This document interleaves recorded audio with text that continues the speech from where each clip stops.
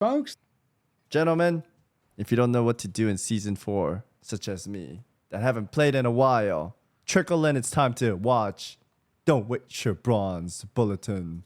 This is Kalani. Season 4 of Dragonflight is here, bringing us a huge dungeon overhaul, much higher item level rewards from the rotating awakened content, and a new currency, the antique bronze bullion, which allows you to directly buy your best in slot gear from new vendors. This currency is very limited. Wait, that's so easy to gear then. And only comes from one source, so let's go over what you should do first in Season 4 to avoid wasting these precious antique bronze bullions. Now, before we jump in, be sure to hit that like button and subscribe so you never miss another video. The first thing you're going to want to do in Season 4 is pop by the Dragon Isle's Emissary by the fountain in Valdrakken. There is a new weekly quest here yo, should we do it as we watch this video, chat? Last Hurrah, Dragon Isles, Zaralek Caverns, or Amir Drasil. Only one of the quests will be available each week, and this ties into the Awakened rotation. So the weekly quest that is available tells you which zone or which patch's worth of content, and therefore which raid is awakened in the current week. We can see that for this first week, the Dragon Isles are empowered or awakened. That means the Vault of the Incarnates is our awakened raid for the week, and all of the content related to the Dragon Isles is also awakened, including world content and world bosses. Another way you can check which raid or area is awakened is to open the dungeon journal, go to Dragonflight raids, and then the current awakened raid will have this special. Dude, this sounds like my professor or something. God damn. Okay, that guy right there. I'll just stand in front of him.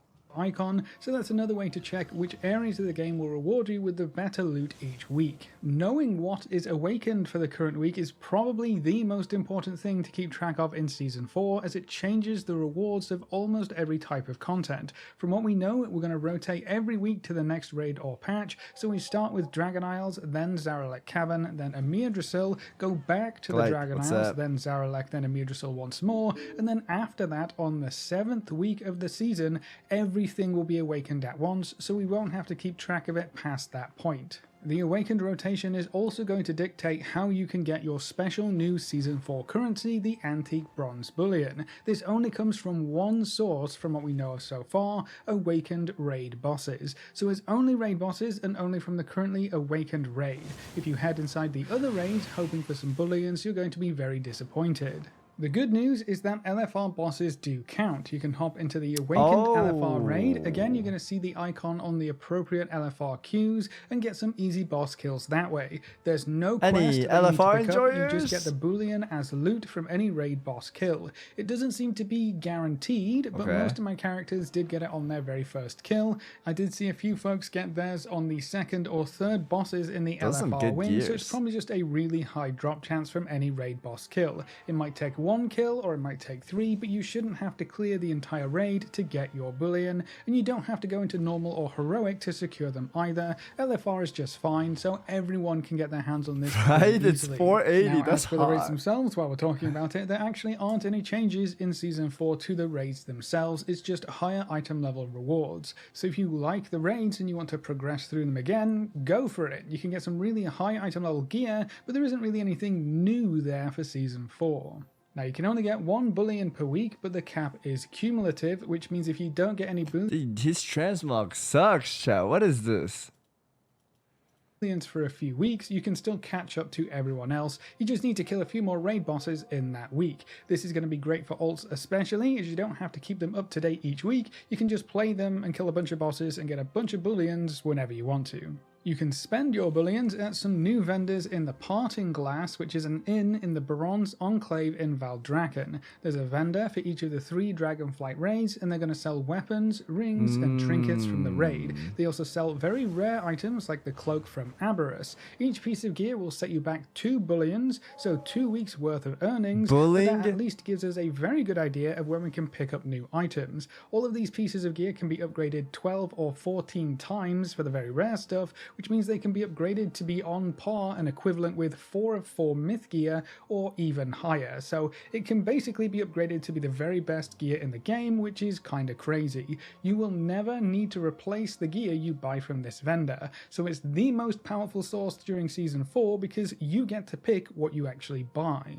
Now, there is another vendor in here That's who pretty accepts awesome. bullions. This vendor sells transmogs for each color variation of each weapon from each Dragonflight raid. So if you're wanting to pick up something specifically without having to actually go into the raid and hope for the drop, you can directly buy whatever you want from this vendor.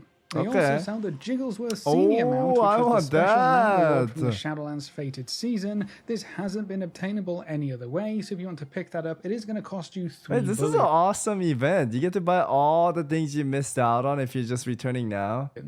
Now, because bullions are character-based and you can get 1 per character per week, I would personally use your main character's bullions on gear and then use an alt or 2 to pick up any transmogs you might want or the mount if you're missing that. I wouldn't use 3 weeks of progress on my main to get the mount, but I guess if you don't have any alts, you are going to have to make some tough choices here. Maybe it's time to get an alt or 2 leveled up to take advantage of these kinds of events. Now, if we get 1 bullion per week and the season lasts until about the end of Dragonflight, which is currently looking to be around about late August, that means we should be able to get about... Yo, pause, chat. We don't hate SOD, man. Yeah, what is this guy? Even Kaiser knows. Fuzzy, what are you doing? This guy added an emote and named his sword. Yo, I played both. I was literally on Saw just a second ago, and I'm gonna do STV event and then farm some mythic zeros, you know, play both at the same time. 16 to 17 bullions, and that's if the dev team doesn't increase the rate at which we can acquire them later on in the season, which they very well might do. That's quite a few pieces of gear and a lot of transmogs you can collect, especially if you are playing multiple characters. You can buy 1 piece of gear every 2 weeks or 1 transmog every week per character that you decide to play, so it really just depends on what you want to focus on. So that's how you can get your bullions and how to spend them, but what about some other things to do in Season 4? Well, that weekly quest we mentioned earlier is going to provide you with quite a few powerful bonuses, and all you have to do is take part in some world content. To start with, it rewards you with a box of gear that contains champion gear, which is item level 493 in the new season, so that's pretty huge for something that only requires open world content. The other big reward is the weekly splintered spark for crafting. Each week we'll get 1 splinter, and you need 2 splinters to combine them into 1 spark. In Season 4 we will be collecting the Sparks of Awakening, which can be used to craft or upgrade existing crafted gear to item level 502. You can then use Enchanted Worm Crests to upgrade it to 550. If I was a classic enjoyer, like right here is where I'll be like, I'm scared, there's too much stuff. Or Enchanted Aspect. It's the same crafting as classic, okay? So Sparks will yet again open up even more high item level gearing opportunities. The weekly quest is also going to point you towards the other empowered content for the week, so that's nice as well, just in case you weren't playing during those patches and you're not sure what would actually count as awakened content. If you're interested in more quick, easy gear, you can also take part in the outdoor world content that is awakened for that week. While the Dragon Isles are awakened, you're looking at the Siege of Dragonbane Keep, the Community Soup in Iskara, and the Grand Hunts across the Dragon Isles. For Zaralek Cavern, that's going to be the Researchers Under Fire event and the Farak Assaults. And then for Mirdrasil, it's going to be the Super Bloom and other world content in that zone. While awakened, all of this content can reward you with item level 480 gear on the Veteran track, so it's going to be pretty huge for gearing up alts or any open world content players who don't want to jump into the deep end of Mythic Plus dungeons or higher difficulty raids. 480 trinket. The world boss tied to the awakened rotation can also drop better gear, so the Dragon Isles world boss, the Zaralek Cavern world boss, or the Mirdrasil world boss, and while awakened they can drop item level 499 gear, which is kind of crazy, so be sure you're killing the world bosses as well. Okay, we're gonna start off by killing the world boss. Also seems to reward you with a Cache of Storms, which contains Drake crests and even more veteran track gear, so you can gear up very quickly using outdoor world content. The area or patches worth of content that is awakened will also provide you with a reputation bonus for the factions related to that content. You gotta so for work example, on your this week, transmog, while sir. the Dragon Isles are empowered or awakened, you'll earn 50% more rep and renown with the Dragon Scale Expedition, the Morok Centaur, and the Iskara Tuskar. So if you're looking at finishing up some renown and rep farming before Dragonflight ends, paying attention to what is awakened can also help you maximize your rep gains. So you can see paying attention to the awakened weekly rotation is going to be super important for every type of player. Season 4 also introduced a lot of changes to how dungeon difficulty works, and the reward structure was also changed quite a bit, so you might be interested in checking that out. As a baseline, normal dungeons didn't really change, but heroic dungeons will now be as difficult as and reward gear on par with what Mythic 0 dungeons used to be. So it's not just a teeny bit higher than normal anymore, there's now a decent gap between normal and heroic. But this means you can now queue into heroic dungeons and get item level 476 gear, which is way better than what it used to be. These dungeons also contribute to your weekly vault, and the rewards there have been increased significantly as well. So heroic dungeon queues can reward you with item level 489 in your weekly vault, making them even more valuable, especially for queuable content, and that's going to be a great way to gear up your alts as well. But the big changes come in after that. Mythic 0 dungeons are now where a Mythic plus 10 key used to be, so that entire progression path of Mythic plus 2 to plus 10 has kind of been stripped out, and you now start up at that old plus 10 mark with the new Mythic 0s. The good news here is that even though they are more difficult now, Mythic 0 dungeons still do not I heard have any... Bean was stuck in a Mythic 0 and he depleted the key. Is it that much harder? I mean, he doesn't have gear though.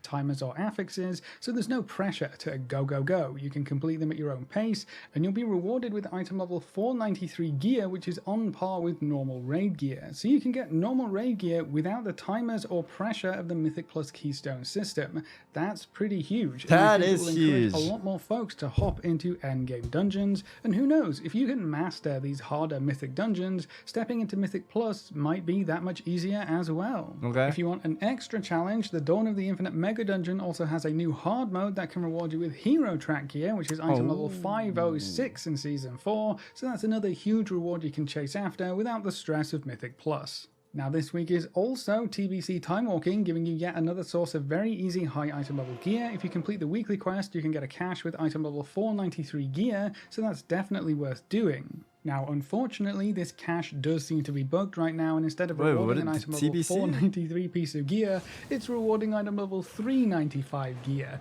which is definitely less than ideal with that whole, you know, 100 item level lower part. So I would recommend you do not hand this quest in until Blizzard confirms it has been fixed. Hopefully that won't take too long, but yeah, hold off on that cache for now. You can finish the quest, just don't hand it in. Don't bother on anything else. The Time Walking Raid is also a great source of gear. Each boss Alright, you heard it here first, chat. Gear, and the raid It says itself just is spam super Mythic easy Plus. to work through. Don't do All of this gear anything can be else. upgraded just like anything else in Season 4 as well, so it is a great event for the first week of the season to help everyone gear up. So whether you're wanting to get your hands on some easy high item level gear, collect transmogs from the raid, or just pass the time until the Mists of Pandaria event kicks off, you've got quite a bit to keep you busy in Season 4. So that's everything we recommend you do first in Season 4 of Dragonflight, and how to get and best make use of your antique bronze bullions. What are you going to focus on in Season 4? How do you feel about bullions just simply dropping from raid bosses? And what are you going to buy first?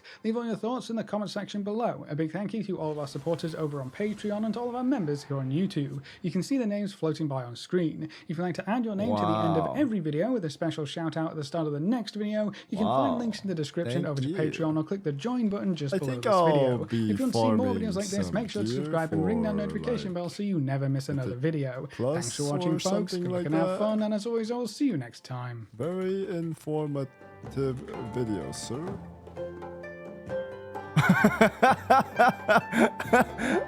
Here you guys go. Boom. Wow.